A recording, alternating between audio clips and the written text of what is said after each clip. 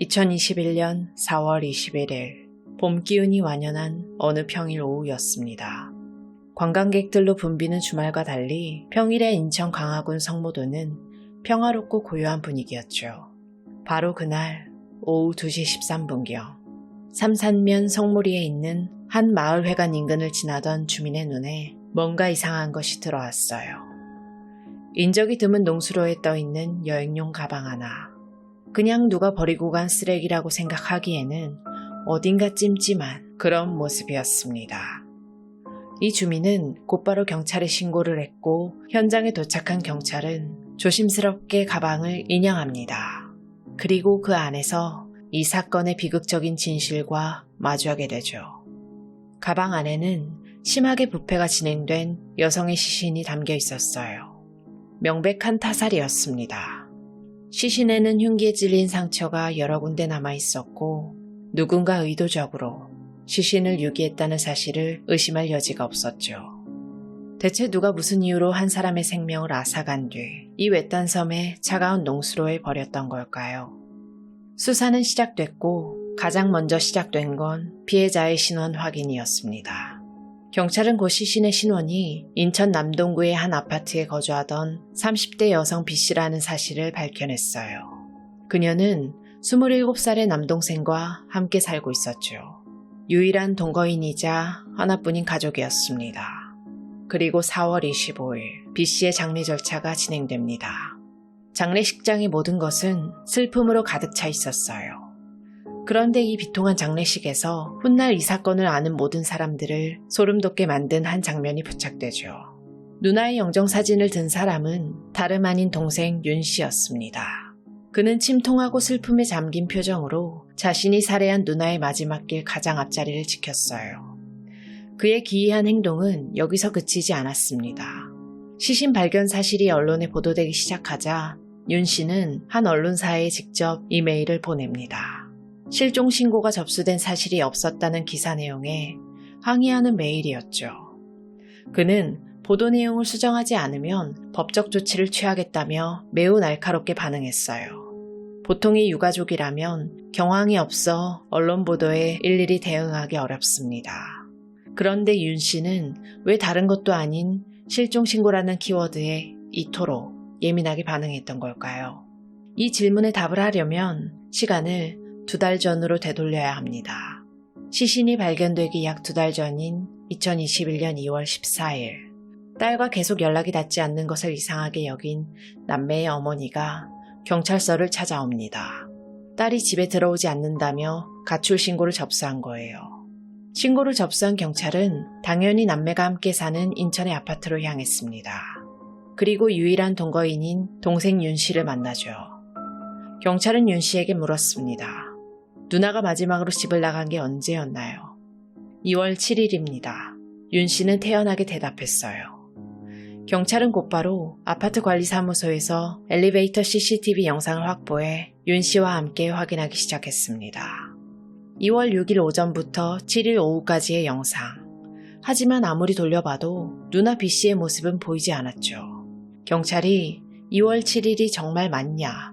라고 재차 묻자 윤 씨는 그제야 말을 바꿉니다. 제가 착각했습니다.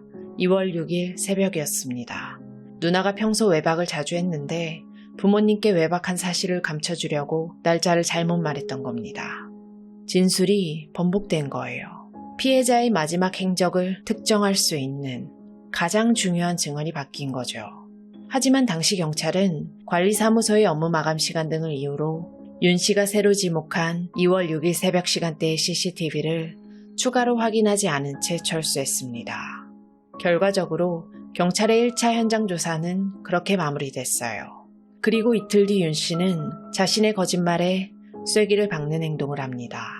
그는 마치 누나와 대화를 나눈 것처럼 꾸민 카카오톡 메시지를 캡처해서 담당 경찰관에게 전송합니다. 그가 조작한 대화에는 이런 내용이 담겨 있었죠. 너 많이 혼났겠구나. 실종 신고가 웬 말이니. 1~2살 먹은 어린애도 아니고. 마치 누나가 동생의 걱정을 질책하는 듯한 내용이었죠. 며칠 뒤에는 또 다른 대화 내용을 보냅니다. 동생이 부모님에게 남자친구 소개하고 떳떳하게 만나라고 하자 누나가 잔소리 그만해라 라고 답장한 내용이었어요. 경찰은 이 조작된 대화 내용을 의심하지 않았습니다. 당시 한 수사관은 언론 인터뷰에서 동생이랑은 연락이 되는구나 라고 생각했다고 말했죠. 결국 이 카톡 메시지는 결정적인 증거가 되어 경찰은 B씨가 가출한 것이 맞다고 판단하고 수사를 사실상 종결합니다. 윤씨의 거짓말에 속은 건 경찰뿐만이 아니었어요. 아들이 보여주는 조작된 메시지에 어머니 역시 딸이 남자친구와 함께 무사히 지내고 있다고 믿게 됩니다. 그리고 4월 1일 어머니는 경찰에 접수했던 딸의 가출 신고를 결국 자신의 손으로 취소하게 되죠. 시신이 발견되기 불과 20일 전의 일입니다. 한 사람의 실종 사건이 동생의 치밀한 거짓말과 연기 속에서 그렇게 완벽하게 묻히는 듯 했습니다. 모든 것이 묻히는 듯 보였지만 진실은 결코 사라지지 않았어요. 경찰도 어머니도 완벽하게 속인 동생 윤씨. 그의 가면 뒤에 숨겨진 진짜 얼굴은 무엇이었을까요? 지금부터는 그 누구도 상상하지 못했던 4개월 전 2020년 12월 19일 새벽의 이야기로 돌아가 보겠습니다. 그날 새벽 윤씨는 늦게 귀가했어요. 평소 그의 늦은 귀가와 과소비 카드 연체, 심지어 고등학생 시절의 가출과 도벽 문제까지 누나 B씨는 동생의 행실을 꾸준히 지적해왔던 것으로 보입니다. 그날도 마찬가지였죠. 늦게 들어온 동생에게 누나의 잔소리가 시작됐고 둘 사이에 언성이 높아지기 시작했어요. 판결문에 따르면 윤씨는 누나의 지적에 이렇게 소리쳤다고 합니다. 나한테 신경 그만 써. 누나가 무슨 부모냐. 부모님 행세하지 마. 격앙된 윤씨의 반응에 누나 역시 감정이 폭발한 것으로 보입니다. 그녀는 욕설과 함께 손에 들고 있던 유리컵을 벽으로 던졌죠. 유리컵은 산산조각이 났고 그 파편 중 하나가 윤씨의 오른쪽 손바닥에 튀어 피가 났어요. 이 순간 둘의 다툼은 돌아올 수 없는 강을 건너게 됩니다. 자신의 손에서 피가 나는 것을 본 윤씨는 이성을 잃었고 그런 동생을 본 누나는 결정적인 한마디를 내뱉습니다. 개망나니 너 이런 행동 부모님에게 다 알리겠다. 이 말이 비극의 방아쇠였어요. 그동안 누나의 반복된 지적에 쌓여왔던 분노가 이 한마디에 완전히 폭발해버린 거죠.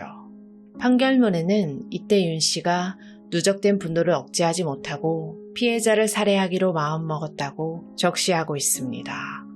그의 표정은 차갑게 굳었고 망설임 없이 곧장 주방으로 향했어요. 그리고 싱크대에 있던 흉기, 칼날 길이만 약 22cm에 달하는 식칼을 집어들었죠. 윤씨는 식칼을 든 채 다시 누나가 있는 방으로 들어갔습니다. 당시 누나는 침대 위에 앉아 있었어요. 그는 그대로 다가가 침대에 앉아있는 누나의 옆구리 부위를 1회 찌르고 이어서 목 왼쪽 부위를 약 3회 더 찔렀습니다. 순식간에 치명상을 입은 누나는 저항 한번 제대로 하지 못하고 의식을 잃은 채 방바닥으로 쓰러졌어요. 하지만 윤씨의 광기는 여기서 멈추지 않았죠. 그는 이미 쓰러져 있는 누나의 가슴과 등 부위를 무려 30회 가까이 무자비하게 더 찔렀습니다.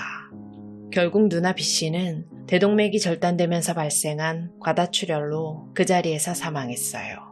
친동생의 손에 자신이 살던 집안에서 맞이한 비참한 최후였습니다. 새벽 2시 50분경 그렇게 끔찍한 범행을 저지른 윤씨는 놀라울 정도로 침착하게 움직이기 시작합니다. 그는 먼저 범행의 흔적을 지우기 위해 집안을 깨끗하게 청소했어요. 그리고 자신의 범행을 완벽히 은폐하기 위한 다음 단계를 준비했죠. 바로 사체 유기였습니다. 그는 여행용 가방 캐리어를 가져와 사망한 누나의 시신을 그 안에 담았어요. 그리고 그 가방을 들고 아파트 옥상으로 올라갔죠. 이들 남매가 살던 집은 아파트의 가장 꼭대기층이었어요. 옥상 창고로의 이동이 비교적 용이했던 겁니다. 그는 자신의 범행 증거가 담긴 그 가방을 인적이 드문 옥상 창고 구석에 그대로 방치했죠. 그렇게 무려 열흘 동안이었습니다. 친누나의 시신이 불과 몇 미터 위 차갑고 어두운 옥상 창고에 방치되어 있는 동안 동생 윤 씨는 아파트 안에서 무엇을 하고 있었을까요?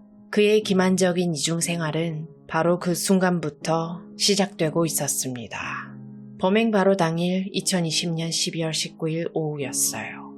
누나의 시신이 채 씻기도 전이었죠. 윤 씨는 사망한 누나의 휴대전화를 이용해 소액 결제를 합니다. 그가 결제한 것은 다름 아닌 게임 아이템이었죠. 금액은 약 158만 원에 달했습니다. 자신의 누나를 잔혹하게 살해한 바로 그날, 그는 태연하게 게임 아이템을 사고 있었던 거예요. 그의 금전적인 범죄는 여기서 그치지 않았습니다. 며칠 뒤인 12월 24일 크리스마스 이브였죠. 그는 모바일 뱅킹을 이용해 누나의 예금 계좌에 있던 돈 280만 원을 자신의 계좌로 이체합니다. 그리고 이 돈을 자신의 생활비로 사용했어요. 옥상에 누나의 시신을 그대로 둔 채 그는 누나의 돈으로 게임을 하고 밥을 사 먹으면서 일상을 이어간 겁니다. 심지어 검찰이 법정에서 밝힌 내용에 따르면 사건 발생 불과 닷새 후 그는 여자친구와 여행을 떠나기까지 했어요. 직장이었던 인천 남동공단의 공장에도 평소와 같이 출근했죠. 주변 사람들은 그가 끔찍한 비밀을 숨기고 있다는 사실을 전혀 눈치채지 못했습니다.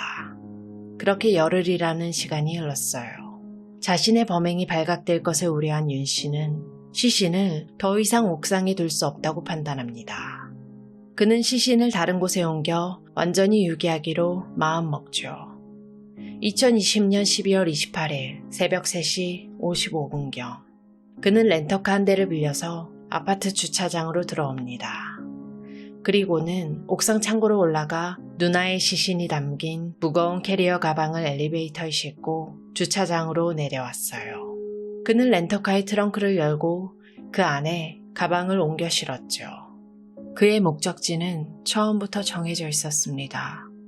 인적이 드물고 자신의 주거지와는 거리가 먼 곳, 바로 인천 강화군 성모도였습니다. 그는 새벽의 어둠을 뚫고 성모도의 한적한 농수로까지 차를 몰았어요.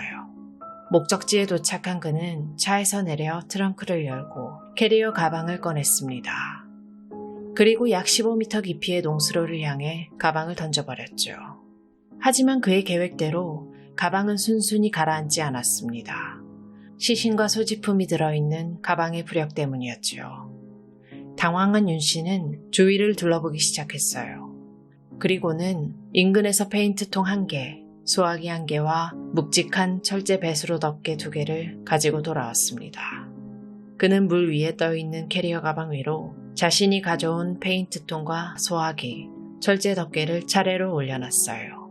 마침내 가방은 그 무게를 이기지 못하고 서서히 농수로의 차가운 수면 아래로 가라앉았죠.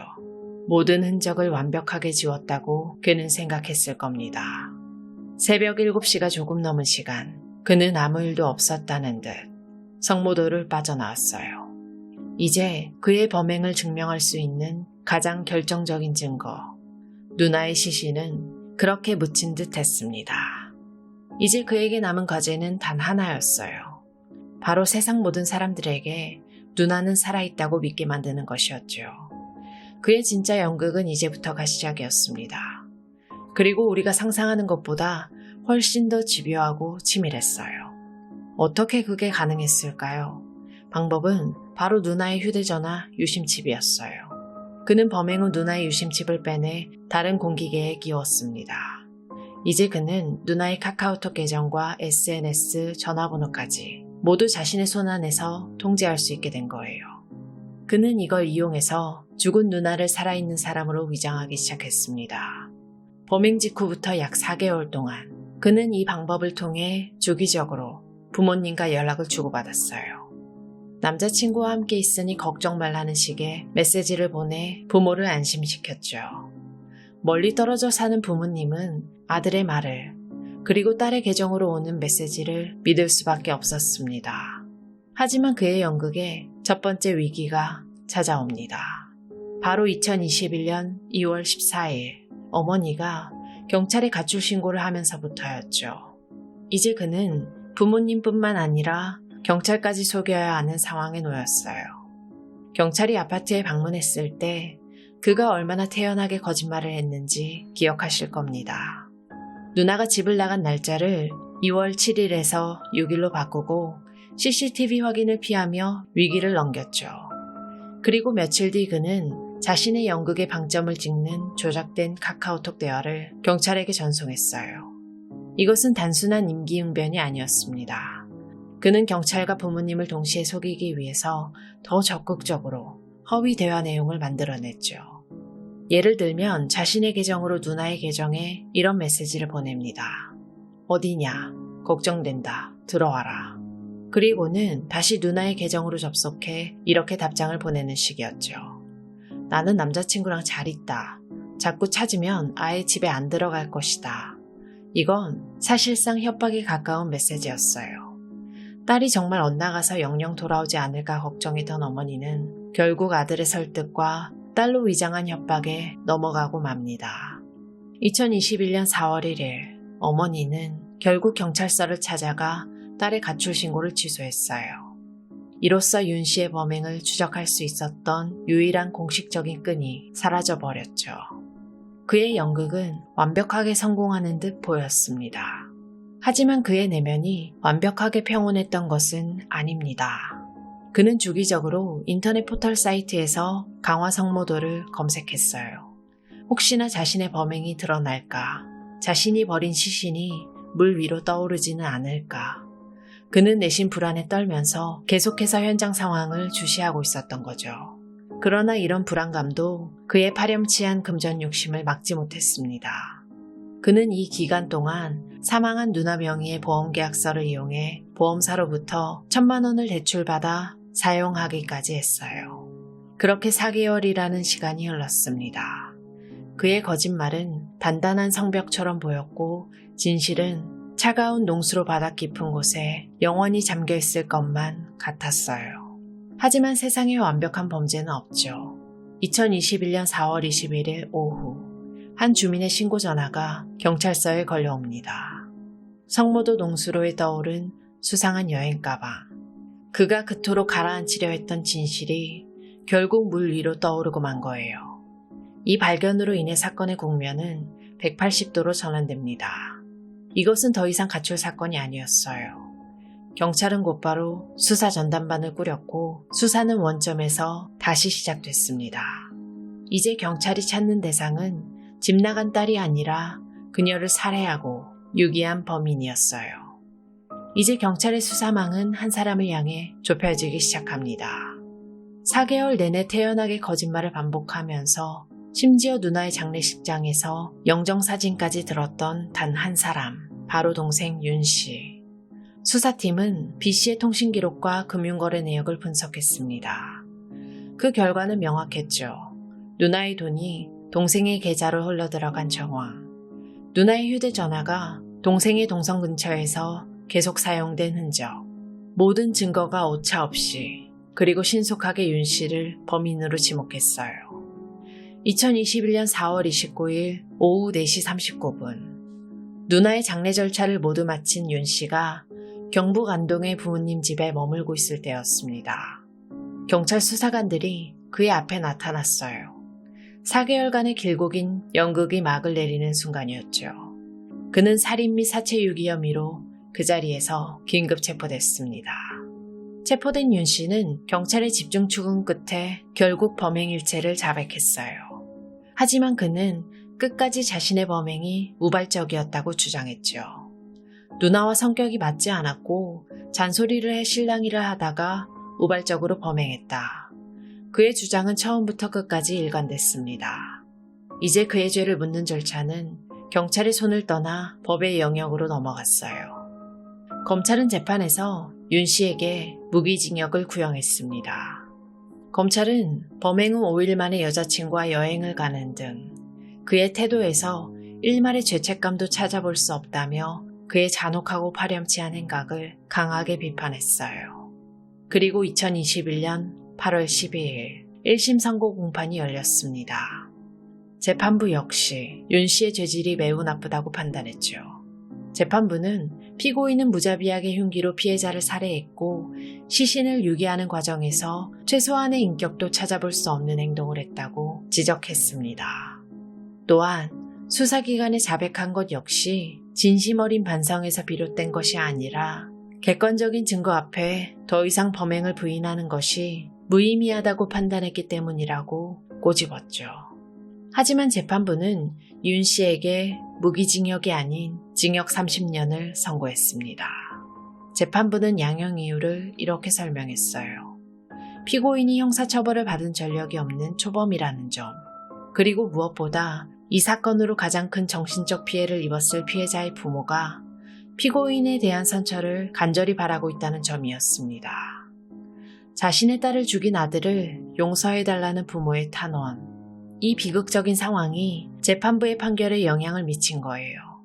윤 씨는 1심 판결에 불복해 항소했지만 2심 재판부 역시 피고인을 장기간 사회로부터 격리해 진심으로 참회하고 속죄하게 할 필요가 있다며 1심과 같은 징역 30년을 선고했습니다.